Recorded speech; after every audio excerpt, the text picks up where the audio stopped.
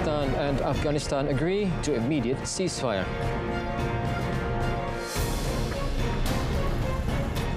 Bus crash in Brazil leaves at least 17 dead.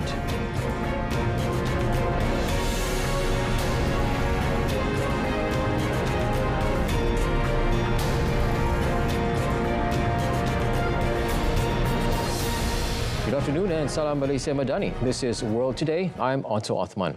Afghanistan and Pakistan have agreed to an immediate ceasefire during talks hosted by Doha after the South Asia neighbours extended a ceasefire following a week of fierce border clashes. Qatar's foreign ministry said Afghanistan and Pakistan have agreed to ceasefire during a round of negotiations mediated by Qatar and Turkey.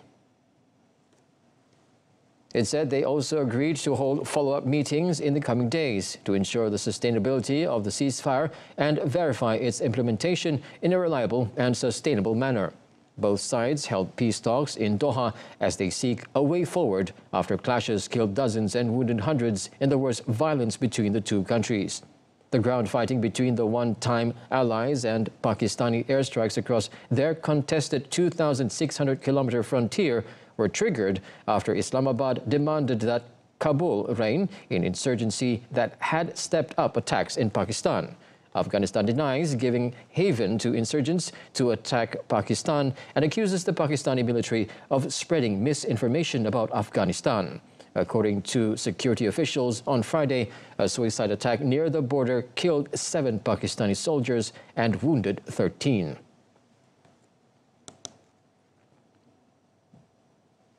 On a related note, Pakistan Prime Minister Shehbaz Sharif and Afghan Interim Government Prime Minister Muhammad Hassan Akhund spoke to Prime Minister Datuk Seri Anwar Ibrahim over the phone. Both leaders told Datuk Seri Anwar that they wanted peace. Akhund said Afghanistan was not in favour of war and informed Datuk Seri Anwar about the talks held in Doha with Pakistan on resolving the conflict. The Pakistan-Afghanistan situation was also discussed during Datuk Seri Anwar's conversation with Shehbaz. Shehbaz praised his Malaysian counterpart of the security situation along the Pakistan-Afghanistan border and underscored that Pakistan seeks peace and stability. Datuk Seri Anwar expressed his readiness to assist in resolving the matter and stressed the importance of continued dialogue.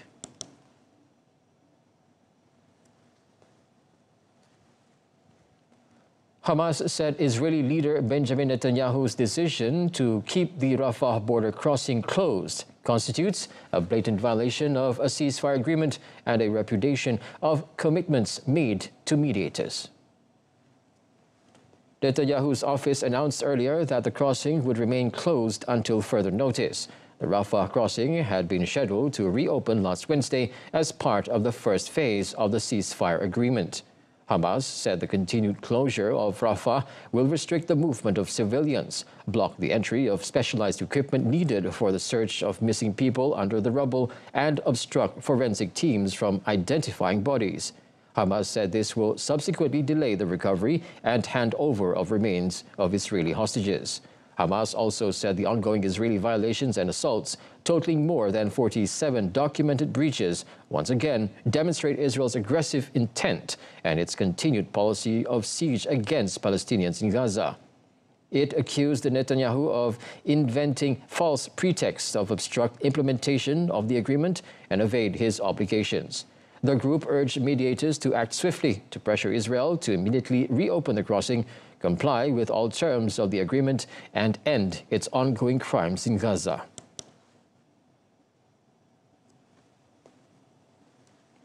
Work has started to repair damaged power lines to Ukraine's Zaporizhzhia nuclear plant after a lengthy outrage. Now, this is following the establishment of local ceasefire zones.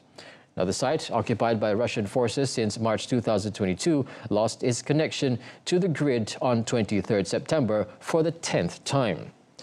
Now, it was the longest outage of external power supply to the facility since Russia invaded Ukraine. The International Atomic Energy Agency said repairs of the off-site power lines began after the establishment of local ceasefire zones to allow work to proceed. It said both sides had worked with the agency to allow the complex repair plan to proceed. It further noted that restoration of site or off-site power is crucial for nuclear safety and security. The agency said it expected to work to take about a week. It had previously said repairs were needed on both sides of the front line, several kilometers from the plant. Since the outage, the largest nuclear power plant in Europe has been powered by backup diesel generators. The UN's nuclear watchdog said safety has been maintained, with reactors continuing to be effectively cooled. Moscow and Kyiv have repeatedly accused each other of risking a nuclear disaster by attacking the site. They have also blamed each other for the latest power outage. An explosion at a chemical plant in southern Russia has killed at least 3 people. The regional governor, however, did not disclose the cause of the blast. According to Russian media outlets, the avant-garde factory located in the Bashkortostan region's Stерлитамак produces weapons and ammunition for Russia's war in Ukraine. Bashkortostan's governor, Radi Kabirov, said the pretty violent explosion destroyed one of the buildings at the chemical factory site, killing 3 women. He said another 5 people were wounded and hospitalized, 2 of them in serious condition. The cause of the blast is being evaluated by experts. Ukrainian drones targeting a major oil refinery hit the same region a month ago. On 18th September, Ukrainian drones hit the Bashkortostan oil refinery run by state-controlled giant Gazprom. It was part of a Kyiv counteroffensive targeting Russian energy revenues used to fund the military.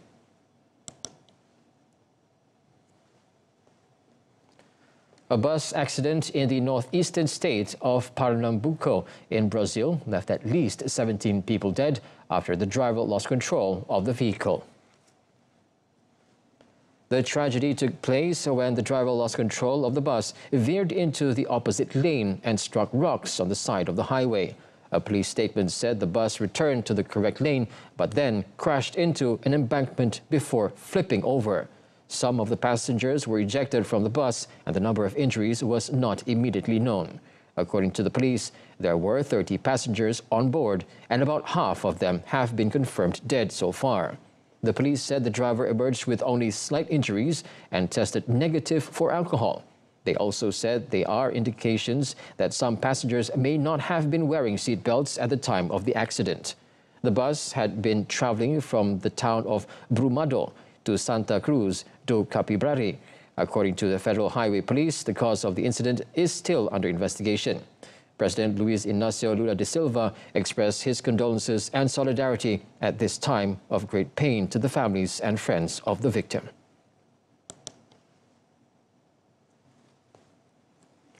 A large fire swept through the cargo terminal of Bangladesh's main international airport in Dhaka, forcing authorities to suspend all flights. According to officials, the main airport terminal was not affected, but thick smoke clouds swept across the runway. Fire Service spokesperson Talha bin Qasim said 37 firefighting units battled the blaze, which broke out in the afternoon and later drew in reinforcements from the security forces. Maudul Hassan, a senior official at the Directorate of Health, said at least 4 people had been taken to hospital with minor injuries. Airport authorities did not immediately answer the telephone calls, but the Daily Star newspaper, quoting airport officials, said flights were diverted to other airports. However, airport officials later said flights have resumed 6 hours after the fire in the cargo section delayed flights and halted operations. The Ministry of Civil Aviation and Tourism said steps will be taken to identify the source of the fire and implement measures to prevent such incidents in the future. The incident occurred just days after 2 massive fires broke out earlier this week.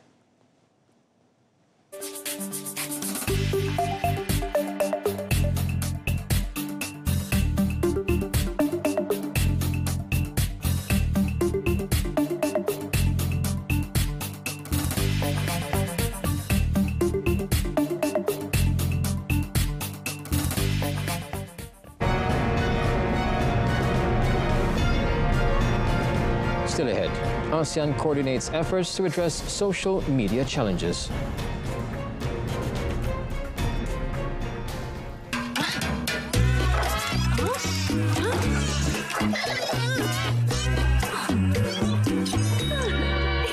Guna mentol jimat tenaga untuk lebih jimat.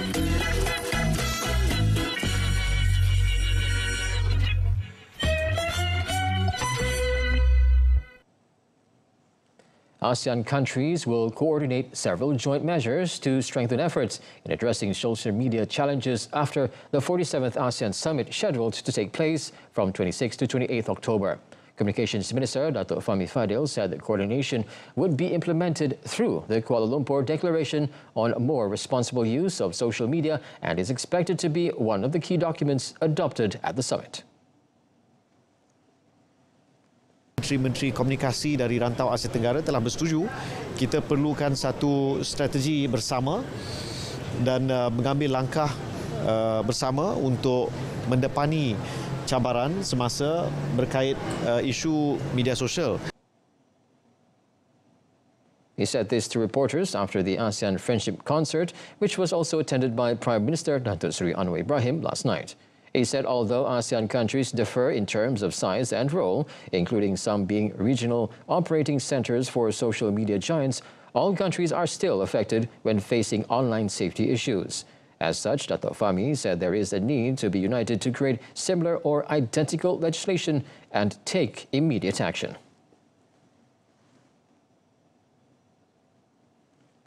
Japan's ruling party and main opposition are set to form a coalition to enable Sanae Takaichi to become the country's first woman premier.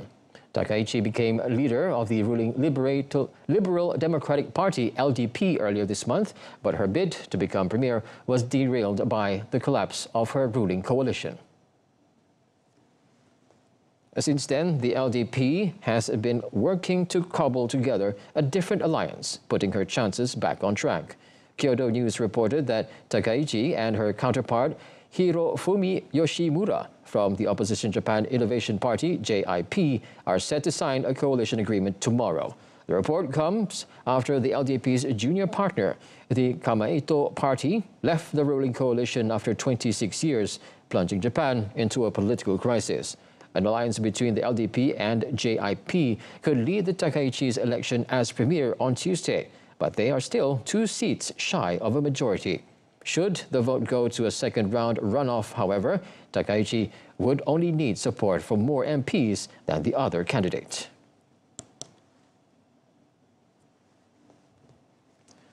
Taiwan's main opposition party, the Kuomintang's KMT newly elected leader, former lawmaker Cheng Li-woon, pledged to ensure peace with giant neighbor China. Cheng, who does not take over immediately, won the leadership election at the time of rising military and political tensions with Beijing, which views the island as their own territory.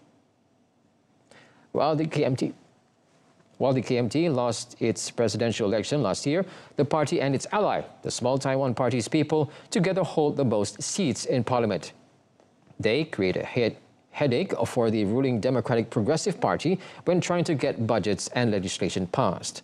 Accusations from within the KMT Chinese interference favoring Cheng in the election overshadowed her campaign. Cheng, when asked by the media after winning the election about the Chinese interference accusations, said it was irresponsible to use the red label, the color of China's Communist Party, as a cheap tool for political struggle. Taiwan will hold mayoral elections next year, which, while mostly focusing on domestic issues, will be an important measure of support ahead of the 2028 presidential vote.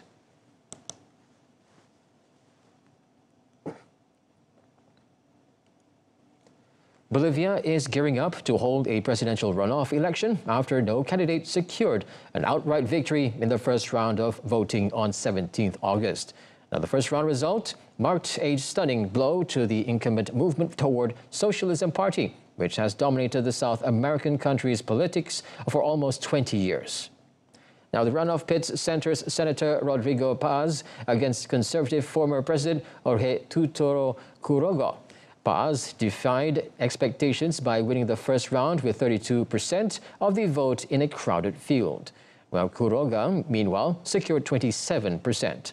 Now, both candidates have pledged to improve ties with Washington after nearly 2 decades under socialist governments that aligned more closely with Russia, China, and Iran. Changes look set to come to Bolivia's state-led economic model amidst its worst economic crisis in decades. Bolivia's electoral tribunal rolled out a new system this year in response to fraud claims made after the 2019 presidential vote that led to widespread unrest and the resignation of former President Evo Morales. Now, the new president is expected to assume office on 8th November.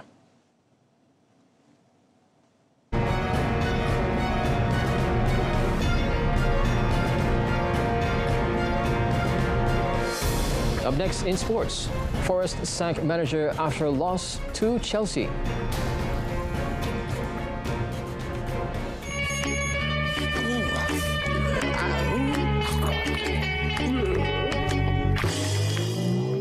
Tutup tingkap dan pintu untuk kekal dingin dan lebih jimat.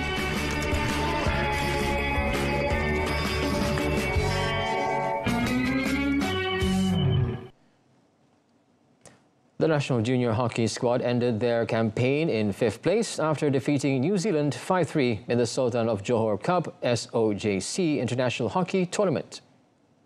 In classification match for 5th and 6th places, the national junior team displayed an excellent performance by breaking the deadlock early in the first quarter with 2 goals. One from a penalty corner by Muhammad Haris Iskandar Osman in the 2nd minute and a field goal by Muhammad Haziq Zunar Ain Muhammad Azrahi in the 10th minute. Now, entering the 3rd quarter, Mike Delaney's changes finally managed to close the gap with a field goal by Bradley Rothwell in the 32nd minute. Following a pushing incident, Malaysia was awarded a penalty stroke, which was successfully converted by Muhammad Danish Aiman Khairul Anwar in the 44th minute. As soon as the final quarter began, the national junior squad continued to display an excellent performance by adding a 4th goal through a penalty corner taken by Azimuddin Shakir Kamaruddin in the 47th minute. 9 minutes later, the Black Sticks once again troubled the Young Tigers squad by narrowing the gap after scoring their 2nd goal through a field goal by Jordan Whistleton in the 56th minute. 4 minutes later, New Zealand continued their fierce attack by adding pressure on the national junior squad with a penalty stroke goal by Dean Clarkson in the 60th minute. However, Muhammad Danish Irfan Muhammad Saufi scored the nation's 5th goal seconds later, thus ensuring the Young Tigers squad finished the tournament in 5th place. Now moving on to football, Nottingham Forest sacked manager Ange Postecoglou 20 minutes after they suffered a 3-0 defeat by Chelsea in the Premier League, which left the club languishing in 18th place and slurping into the relegation zone.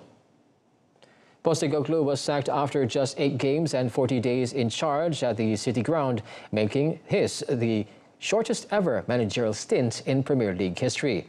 Forest picked up just 1 point from the Australians' 5 league games and were also dumped out of the League Cup by second-tier Swansea.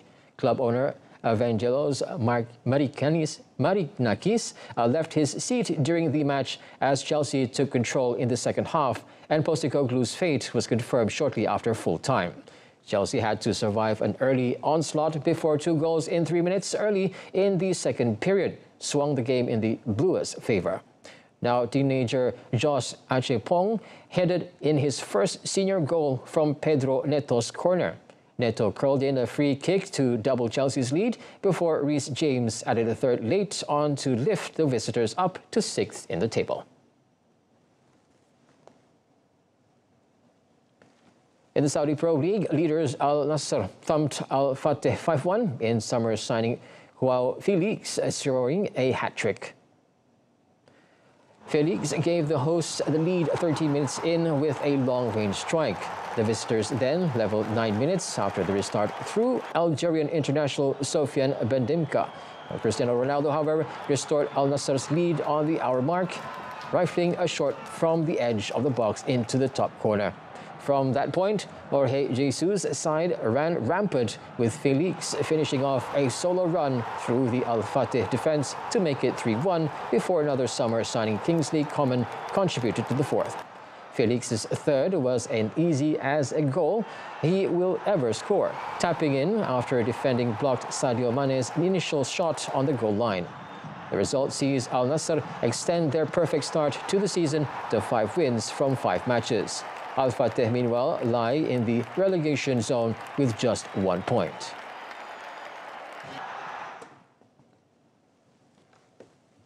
Now in tennis, second seed Casper Ruud reached the final of the ATP 250 Nordic Open in Stockholm with a 6-3, 6-4 win over Canada's Denis Shapovalov. The Norwegian in the quarterfinals defeated Sebastian Korda in the 3 sets and backed that up with a critical display against Shapovalov. Now Ruud, who lost to Shapovalov in this year's Dallas Open final, won 83% of points behind his first serve on his way to exiting revenge. Now the 26-year-old, who is aiming to make his 4th appearance at the Nitto ATP Finals, has earned more indoor wins than any other player on the tour this season. Ruud is 11th in the live race on 2,660 points, trailing 8th place Lorenzo Musetti by 825 points. Ruud will next face French 4th seed Hugo Herbert, who advanced after Holger Rune was forced to retire with an Achilles injury that likely cuts short his season. The top seed Dane and 2022 champion in Stockholm overcame a hamstring issue in his quarterfinal win over Thomas Martin Achivari. However, he was unable to continue against Herbert, leading 6-4 2-all after feeling a sharp pain in his left leg. Elsewhere, Daniel Medvedev advanced past Australian quarter qualifier James Duckworth 6-7, 6-3, 6-2 in the semi-finals of the Almighty Open to reach his first hard-court final in over a year. Medvedev had not made a final on his preferred surface since losing to Carlos Alcaraz at Indian Wells last year. However, a solid showing on serve with 15 aces and 85% of his first serve points once saw him dispatch Duckworth. The former U.S. Open champion will now contest a 40th tour-level final and has become the second active male player after Novak Djokovic to achieve that feat. Medvedev will only hoping to lift his first title since the 2023 Italian Open and snap a 6-match losing streak in finals when he faces French 8th seed Corentin Moutet today. For his part, Moutet defeated 6th seed American Alex Michelson 7-5, 6-4. Toyota's Kelly Rovanpera led the Central European Rally after teammate and title rival Sebastian Ogier crashed out.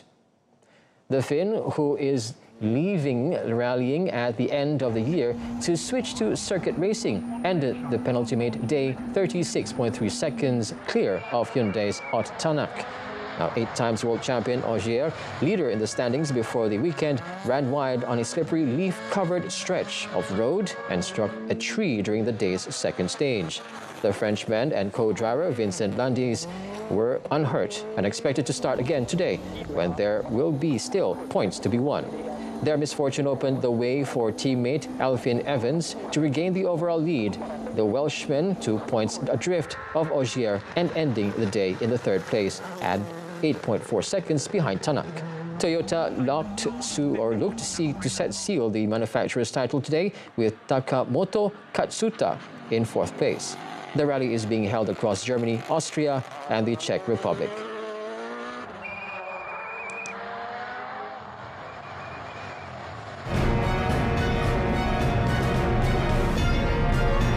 Coming up in our offbeat segment, fossil discovery reveals one of the oldest dinosaurs.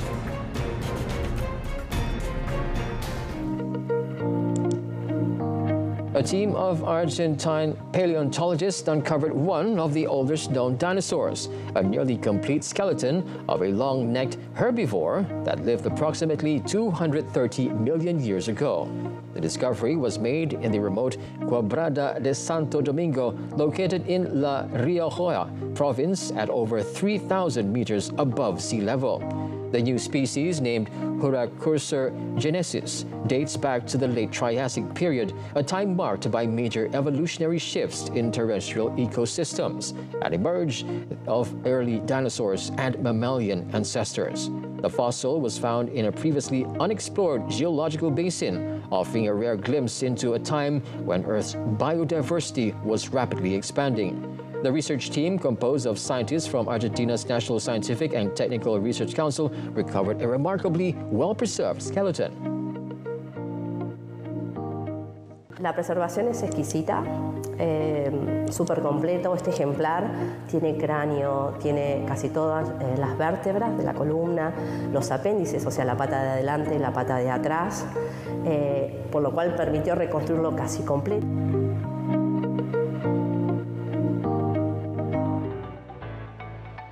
The world's top conquer players battled it out for the title of King and Queen of the World Conquer Championships in the English village of Southwick. More than 250 competitors from across the UK gathered for the competition, which attracted attention last year after a rogue metal conquer scandal briefly rocked the event. This year saw the tournament introduce airport security-style checks with metal detectors to prevent any metal conquerors from entering the competition. Matt Cross, a civil servant from Kettering, was crowned this year's men's champion, while the women's winner was Margaret Blake from Corby. Technique was just give it everything. You know, you're not going to win by tickling them. You've got to give it some welly. And yeah, the bruises on the hand have really shown that. So yeah, no, really happy. Oh my God, I can't believe it. Like I said, I only come here to do the I never thought that. Yeah, I got this far. It's like crazy. This year's tournament celebrated its 60th anniversary since the first official contest in 1965.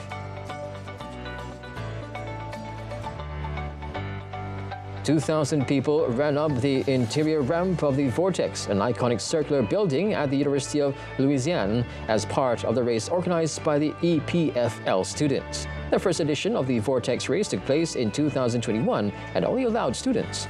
As years pass, the race has opened up to various profiles, such as residents from other nations. Located at the Louisiana campus, the Vortex is a residential complex designed to accommodate students from EPFL and University of Louisiana. It offers almost 1,000 living spaces, ranging from individual rooms and studios to shared apartments for groups. In addition to housing, the building features around 2,400 square meters of communal areas.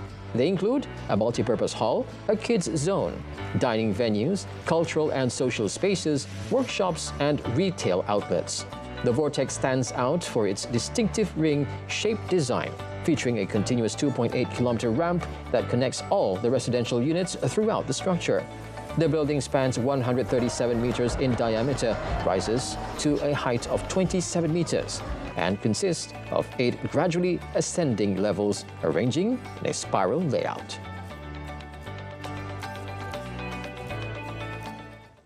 And that wraps up World Today. In our top story, Pakistan and Afghanistan agree to immediate ceasefire. Tune in to Malaysia Tonight coming up at 8:30 p.m. on TV1 and saluran Berita RTM. Till then, I'm Otto Othman, Malaysia Madani, Rakyat Disantuni. Thanks for watching.